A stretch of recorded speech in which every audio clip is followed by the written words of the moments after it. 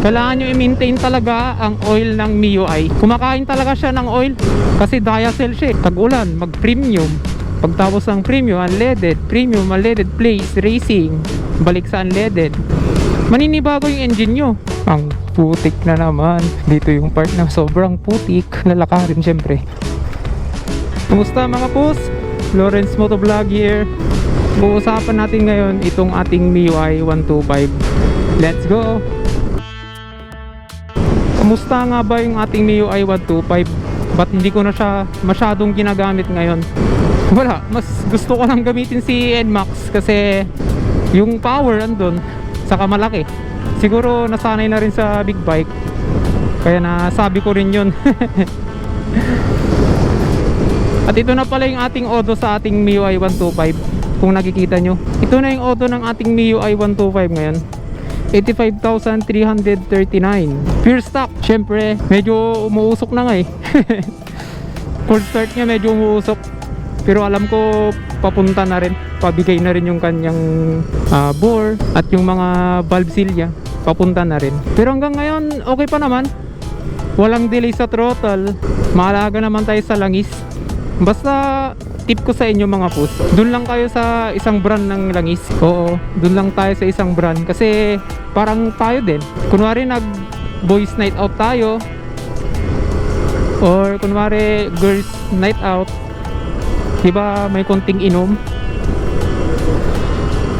syempre nasanay ka sa gin bilog, tapos lilipat ka sa beer, lilipat ka sa tanway. Anong mararamdaman mo dun? Syempre maninibago din.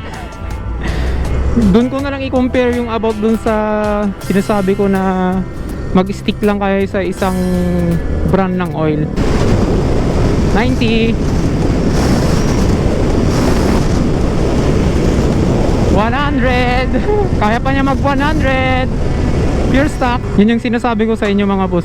Kaya itong ating motor, kahit si NMAX, naka-stick lang sa isang brand ng langis, yung ating Pertwa Power Scoot. Syempre saka long lasting siya eh, kaya yun yung nagusto ko dun kay Pertwa. Nakakatanggal pa ng vibrate, legit yan, parang may halo siyang additive ba yung tawag doon. Tapos na napalitan na rin dito sa ating MIUI is yung kanyang buong sidings, pero stock siya. Pera yung spring na apat, yung center at yung clutch. 1.2 yung center, 1K yung clutch. Yung iba naman stock na, parang yung clutch shoe stock, bell, walang groove. Yung pulley syempre stock, pero naka-spacer ako ng 1mm. Yung bola ko dito is straight 9, pero parang masyadong ma-RPM pa. Pero maganda siya, kaya niyang umangat hanggang yun 100. Pero na top speed ko to ng 110 dun sa red, sa baba ng 100. Kailangan lang talaga sa mga ganitong, di naman sa itong motor lang na to, lahat na motor kailangan na proper maintenance. Number 1 yun. Tapos kailangan nyo i-maintain talaga ang oil ng MIUI. Kumakain talaga siya ng oil, totoo yun, kasi diacetyl siya eh. May halong aluminum yung bore nya. Si Yamaha lang yata yung may ganun, pero lahat naman ng Yamaha brand kumakain ng langis. Nandito pala tayo ngayon sa Baywalk mga pus.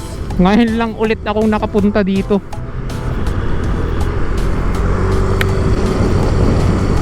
Ang linis oh, ganda ng view. Pwede ba ito tayuan? Pwedeng tayuan. Kumagalaw yung tapaludo ko. Yung technique ko naman sa engine oil, kunwari, di ba nagbawas na siya, makikita yun sa dipstick. Yung ginagawa ko naman, every 500 kilometer dun sa odo, chinecheck ko mano-mano yung dipstick. Yung technique doon, maghanap kayo ng patag, i-center stand nyo, basta yung patag hindi yung naka-incline. Syempre tatanggalin yung dipstick, titinan nyo merong linya doon, may XX ganon, dapat doon lang siya sa may bilog na part. Kaya ang technique ko, bumibili ako ng 1 liter na oil, tapos kung nakabili ako ng 1 liter na oil, 800 lang ilalagay ko syempre. Tapos kung nagbabawas na siya, doon na ako magta-topping. ile-level ko na naman siya dun sa bilog ng dipstick. Ganun yung technique ko. Teka lang, mag-picture nga tayo dito. Sana tayo mga kapos, nakalimutan ko na. Ay oo, doon na tayo na part. Number 1 na i-check nyo talaga yun mga kapos, yung kanyang engine oil. Kasi once na buwaba ng 400 ml o 500 ml yung 800 mo doon sa engine, syempre tumataas baba yun. Kuwawa yung sleeve mo. Yung sleeve mga pus, yun yung bore. Di ba ito yung piston? Yung pinaghahawakan ng piston, yung bilog, yun yung bore, yun yung sleeve, yung nasa gitna niya, nasa gilid niya. Lighthouse na dun mga pus. Proper, kailangan lang talaga ng proper maintenance para hindi manibago din yung engine natin.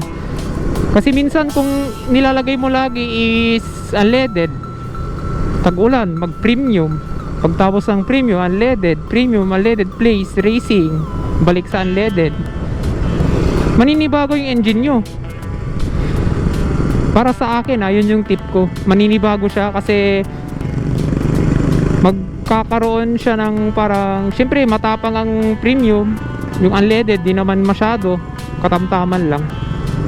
Maniwala kayo sa hindi mga pus, yung mga tricycle dito, gamit nila is racing sa shell. Kasi mas matagal siyang maka gain ng carbon deposit o yung black na dun sa head. Kaya mas okay talaga kung didikit kayo sa isang brand. Pwede rin mag street racing kayo kung kaya ng budget nyo. 3 lang yata yung difference sa premium. Okay din. Dito na tayo sa town namin, City of San Fernando, La Union. At ayun mga post, tatapusin ko na yung ating video na to. Maraming salamat sa panonood mga post. More content to come. Ay, hindi ah. At ayun mga post, salamat sa mga nanood sa aking content.